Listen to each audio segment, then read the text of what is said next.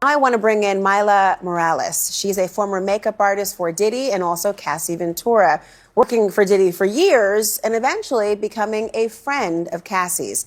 In 2010, Myla alleges that she heard Cassie being physically abused and was a witness to the aftermath of the alleged attack. She joins me now. Myla, thank you so much for being here. This has been, for so many people, illuminating, infuriating, troubling, devastating. You can go down the list of things, but it's so difficult to speak about. I know. Being a witness of anything. Tell me how you must be feeling just knowing that this has even come to light. Well, I have kept this secret for like 14 years. I mean, the first time I experienced it was 2010.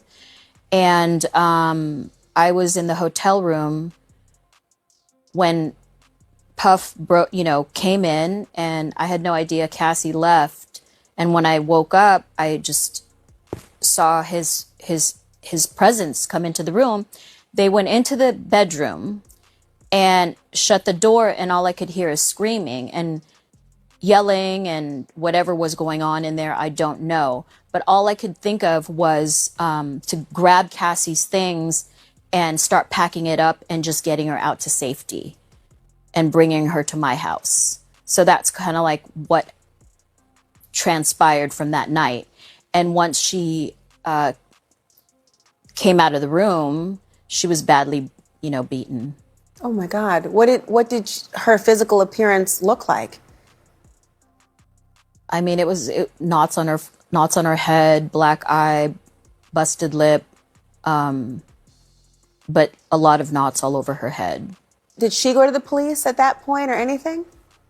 No, we didn't know what to do at that point because, Puffy is a very powerful person and we were quite terrified. So I just, brought her to my house, and my friend, who is a doctor, I called her, and thank God she was in town because we didn't know what to do.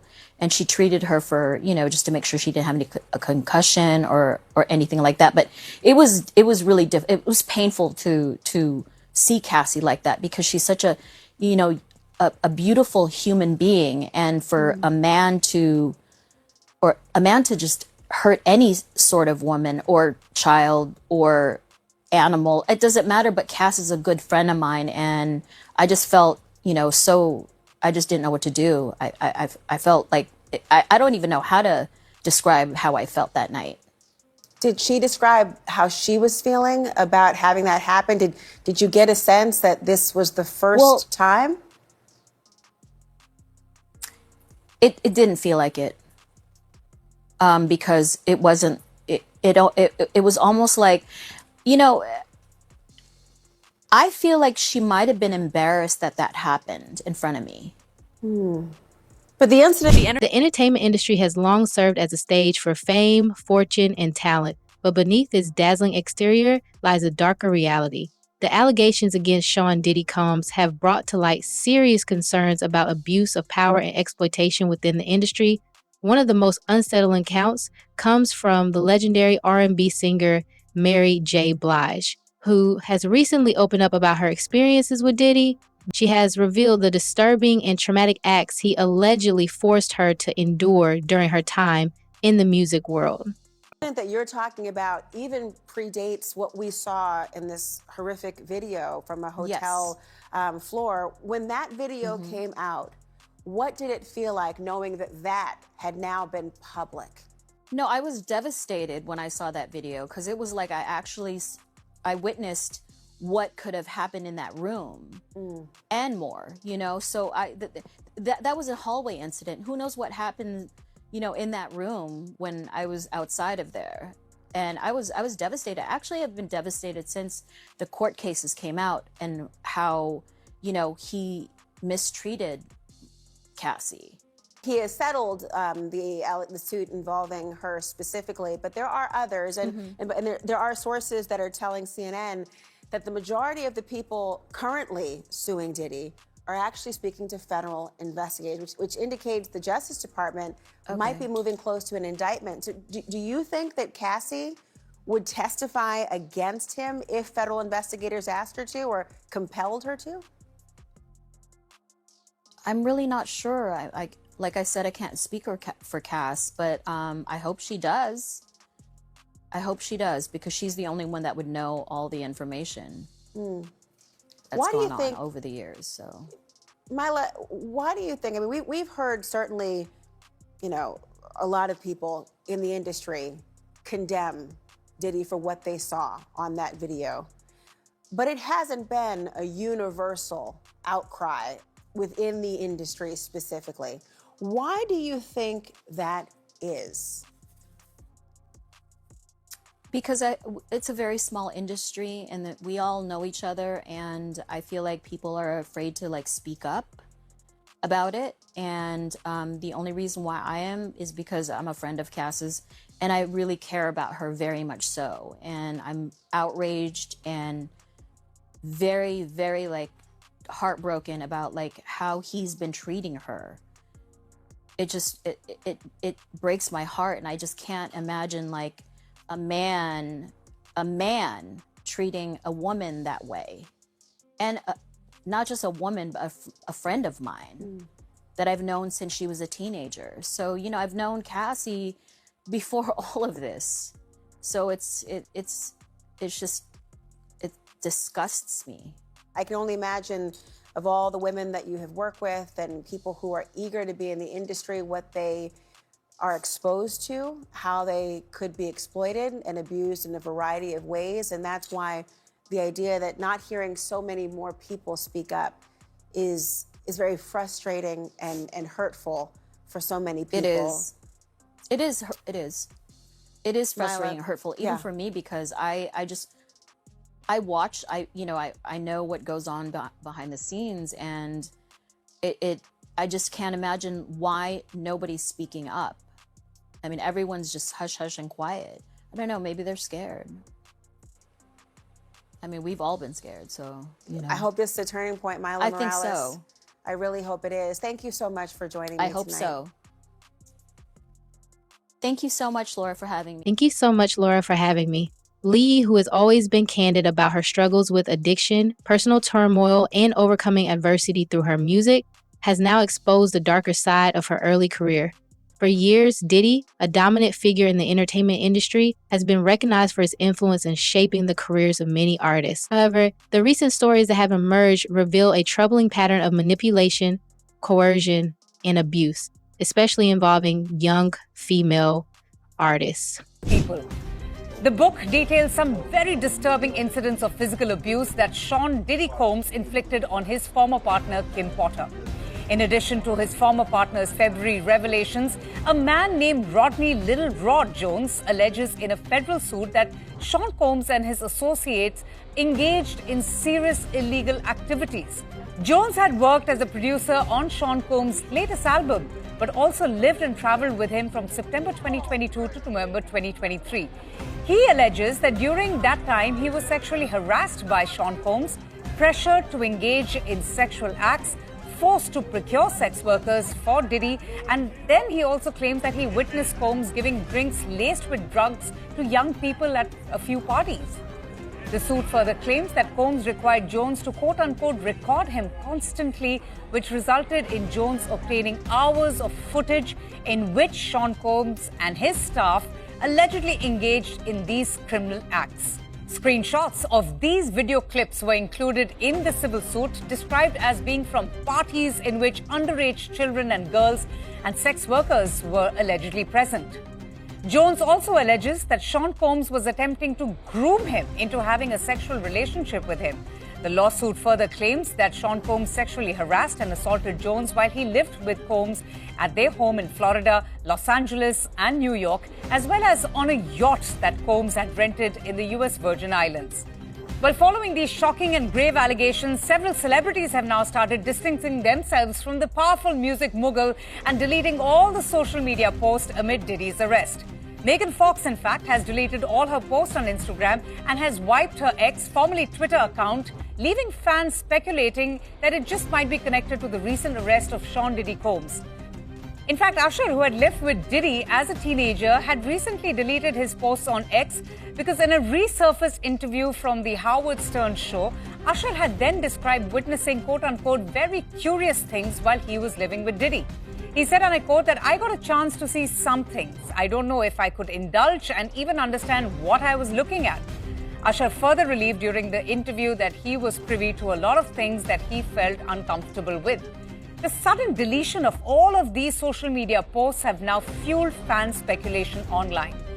Given the seriousness of the allegations, Sean Combs' legal battle is far from over, with the singer not coming home anytime soon.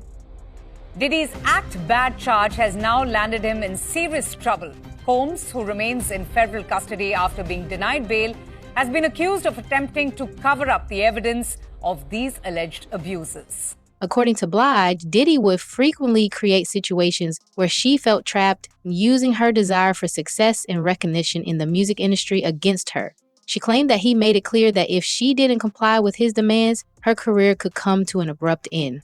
This pattern of manipulation is not exclusive to Blige. Many women who are part of Diddy's empire have come forward with similar accounts of abuse, emotional trauma, and exploitation. Who is a victim of Sean Carter.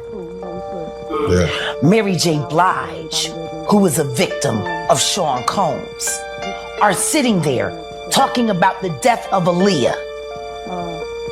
These claims have become part of a larger investigation into Diddy's alleged involvement in abuse and coercion.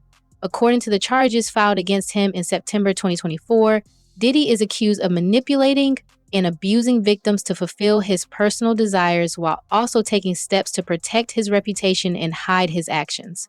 The seriousness of these allegations has sparked a wave of high-profile lawsuits and criminal investigations, drawing significant public attention. Tell me about that run-in that you and Suge had with Diddy in New York. Yeah, at the Tunnel. I think it was at the Tunnel. I keep trying to think of the name of that club, but that was after the Source Awards. After, if I can recall, I think after we were at the Source Awards, we went to the after party, and I think it was a Tunnel. And we was in that partying, and Suge, somehow we went behind this, whether it was the back, like coming to the back of the stage. I just know there was like more like a VIP area. Nobody was in that area. But myself, Suge, Puffy, and Puffy's security guard. And, you know, they exchanged some words, but as I said before, it wasn't anything like where Puffy was like acting saucy or anything like that. Suge kind of had his hand on his shoulder, and I stepped in between them. And, you know, when it looked like he was going to say something, I kind of pushed him, you know, a little in between from Suge and between Puffy and myself. I got in between them, and it was myself, Suge, and Puffy security. Was it about to go bad?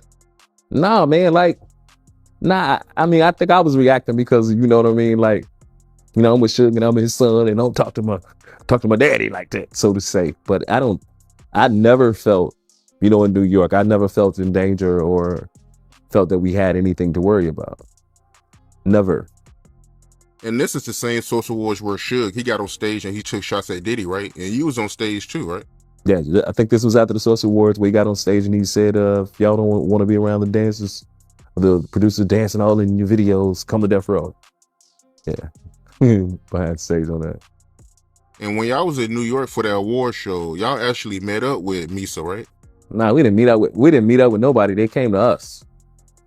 You know, like I told you, Suge was like the president, bro. Like, that was the man that was moving around with hundreds and hundreds of millions of dollars and $100,000, $200,000 in a briefcase private jets at that time. So he was just a magnet, you know what I mean? And we would, Suge would come, I wish I could remember the name of the hotel, but it was a penthouse hotel, big suite.